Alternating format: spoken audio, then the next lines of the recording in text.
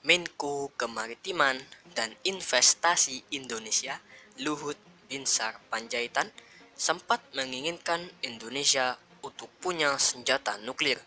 Namun, jauh dari persoalan Pak Luhut, Indonesia sudah pernah memproyek senjata nuklir di bawah kepemimpinan Presiden Soekarno.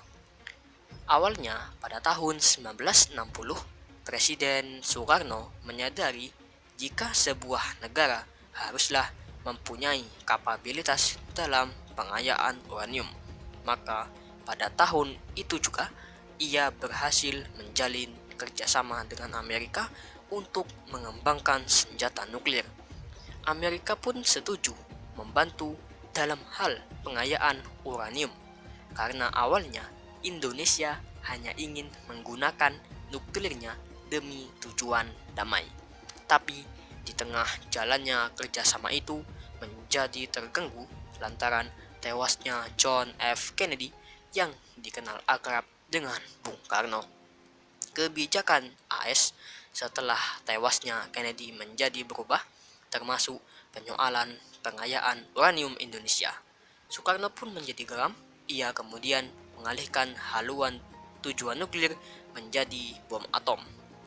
Secara rahasia, Soekarno kemudian menyuruh Lembaga Tenaga Atom (LTA) Indonesia untuk berburu ke negara tirai bambu Cina yang saat itu berhasil menguji coba nuklir tahun 1964. Hingga tiba saatnya November 1964, Direktur Pengadaan Senjata Angkatan Darat Brigjen Hartono mengumumkan Indonesia akan melakukan uji coba bom nuklir pada tahun 1969 mendatang.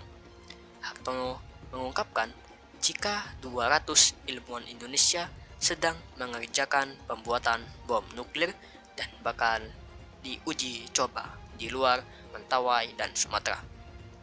Soekarno pernah berkata, sudah takdir Tuhan Indonesia membuat bom atomnya sendiri. Soekarno menambahkan jika Indonesia membutuhkan bom nuklir untuk menjaga kedaulatan.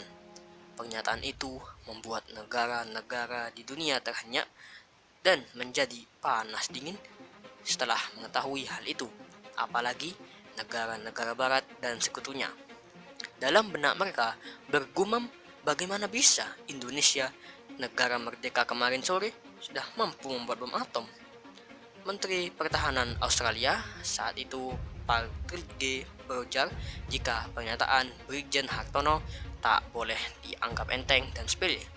Yang lebih pusing lagi, Perdana Menteri Malaysia Tun Abdul Razak, ia merasa gelisah, terancam dan ketakutan karena bisa saja uji coba ledakan nuklir Indonesia nanti dapat berdampak bahaya bagi Malaysia.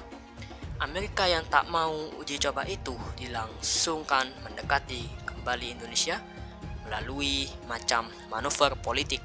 Amerika kemudian mendapat kesimpulan jika Indonesia belum mampu untuk memproduksi bom nuklir sendiri.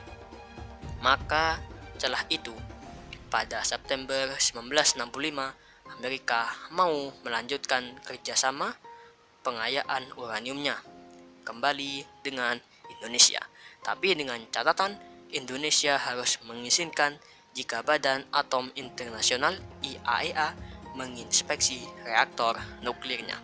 Hal itu bertujuan agar Indonesia tak jadi berusaha membuat bom nuklir.